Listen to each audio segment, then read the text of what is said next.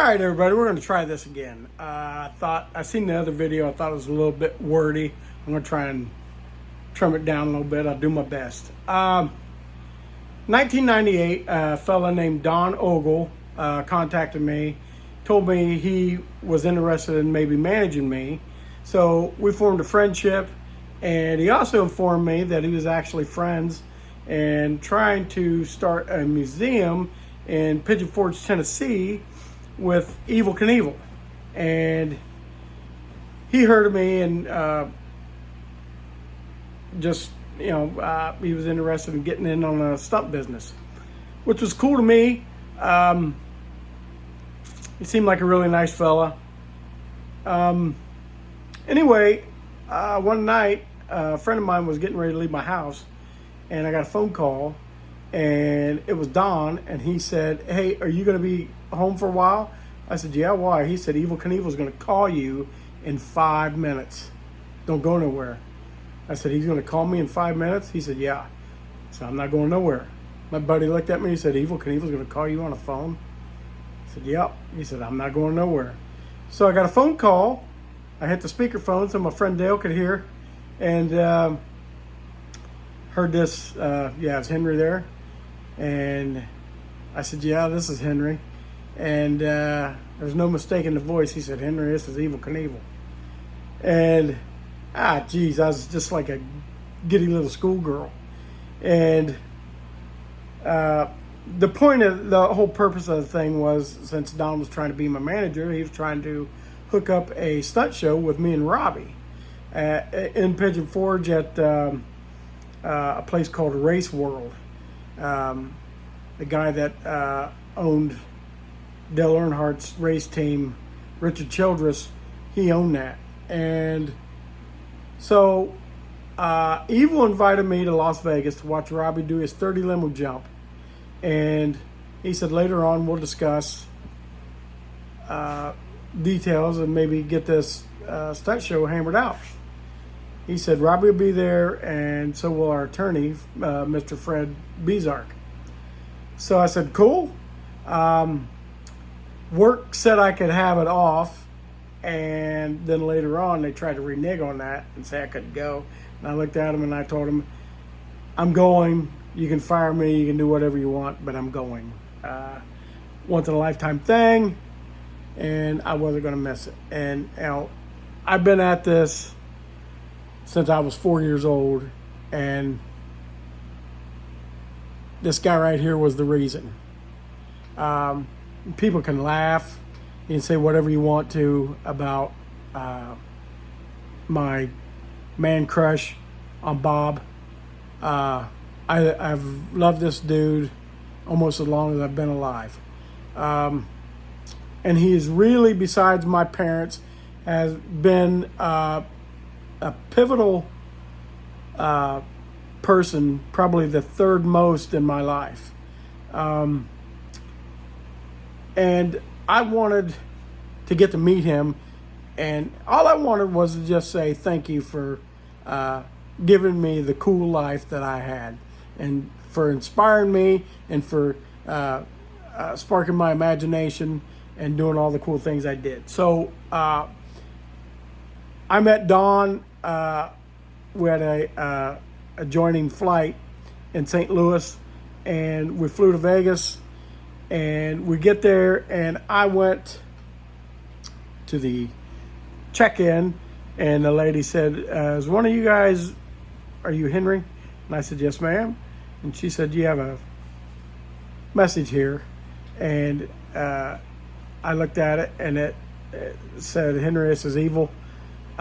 Meet us at the bar and right here in the Tropicana at 7 or 7:30, whatever it was. And I'll see you there. Looking forward to seeing you." Evel Knievel was looking forward to seeing me. I was just beside myself.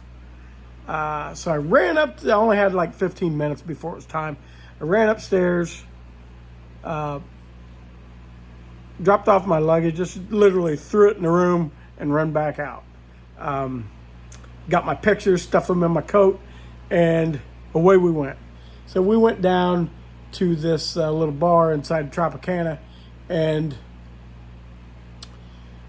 just about every daredevil that's ever lived, that's still alive, was there. Spanky Spangler, Louis Ray, Super Joe Reed, on and on and on. They was all there. Bubba was also there, but he was, I don't know, he's big timing everybody. I don't have time. I don't know what it is about some of these guys, and Evel's guilty of it too, and so's Robbie, of sometimes big timing everybody. They make you think that they got a lot of hustle and bustle going on, and they're too busy for your shit. And me, I'm not like that. I try and take as much time as needed. I will take pictures. I will sign autographs until everybody has one. That's my job, and I love doing it. So, anyway, I'm standing there. We're having a couple beers, and all of a sudden, I look up, and there he is. He wasn't feeling very good. He had his hip operated on. He had his hip replaced, actually. And when he called me, he just had that done, and he was real groggy. And so he was in a wheelchair, and Crystal had wheeled him in there. And people was immediately, converging on him and wanting pictures and autographs and all that stuff. And he'd sit there and sign stuff, and people would lean down and they'd take a picture with him. And finally, he kept looking over at me. He knew who I was, and he told me come towards him, and I walked over there and I shook his hand, and geez, inside I was just like, holy shit, this is Evel Knievel. And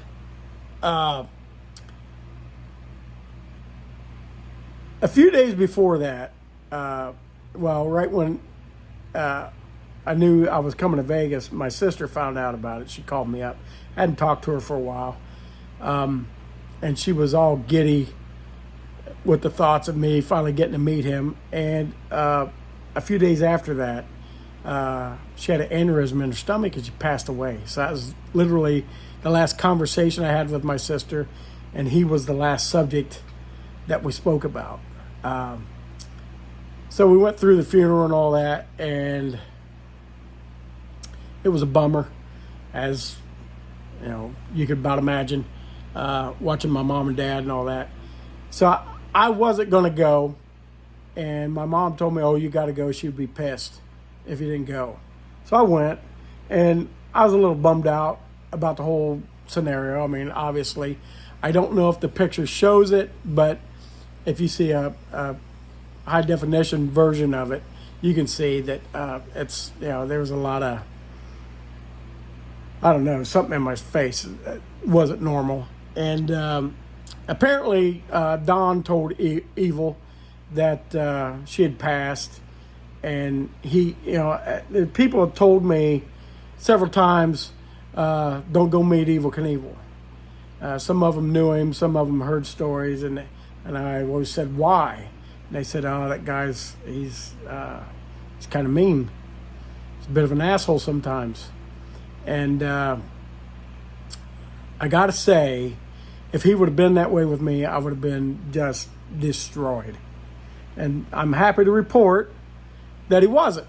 He was excellent. That guy was excellent to me. He treated me like I was his long-lost kid.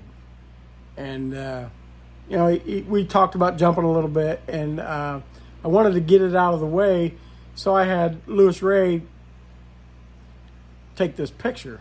And I asked him, I said, Evel, can I have a picture with you? And he said, absolutely. And I was going to bend down there. That was fine. He stood up, and we took that picture. And I remember thinking, as I shook his hand and I put my arm around him, he was very ill, and made me feel sad, because this guy right here, he was Superman to me. And seeing him older and in such a frail state, it just, it bummed me out. I was thrilled that I got to meet him, but it was, you don't want to see your heroes in a less than ideal state. And I knew he was very sick and he wasn't feeling good, but he did his best to be very cordial to me.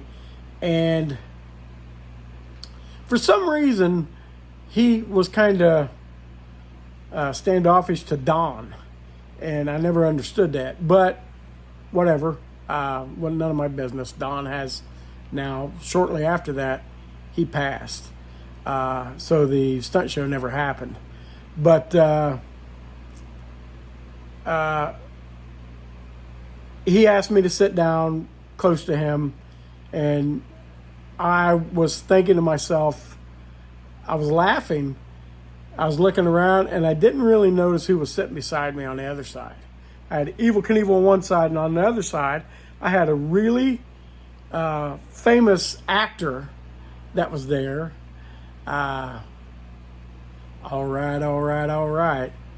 He was there researching Evel for a movie role. He was going to play Evel Knievel in a movie, and I hear that it still might happen after all this time, because this was in 1998, and now in 2022, it still might happen. So, anyway, I look over, and there's Matt, and he introduces himself and asks me who I was, and I told him, and then Evel's on the other side, and I was just laughing that, the 24 hours before that, I was working in a factory, which was hilarious to me.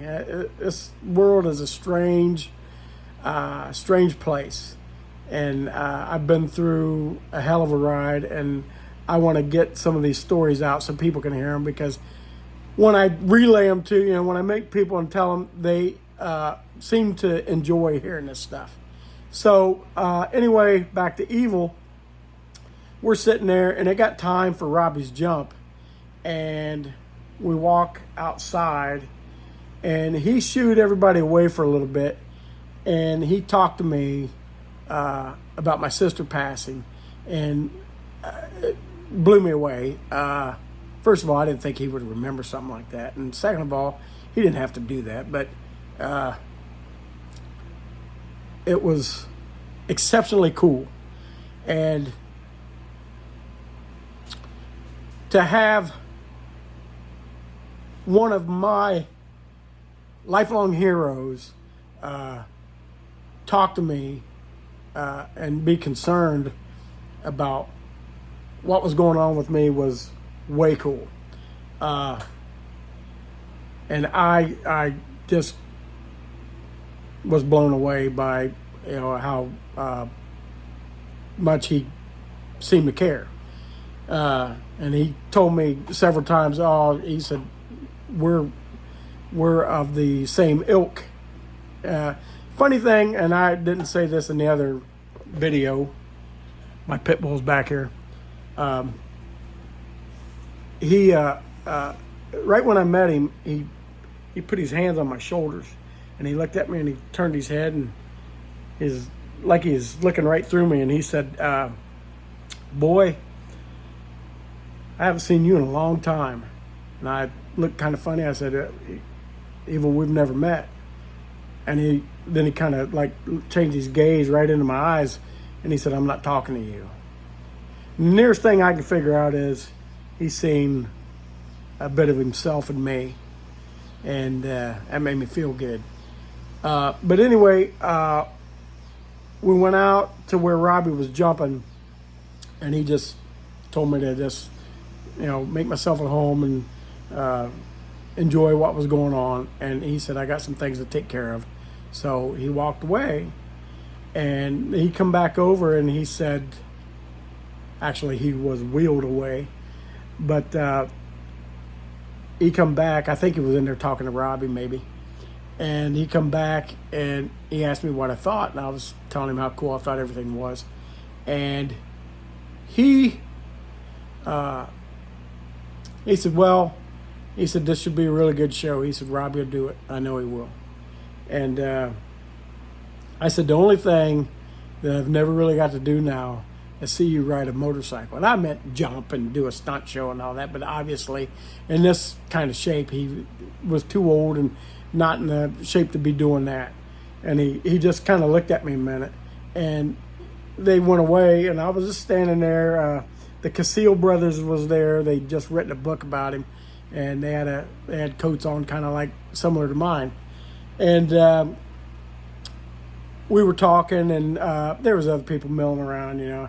Kind of shocked me how many people went around and was sucking up to him, and Robbie later. And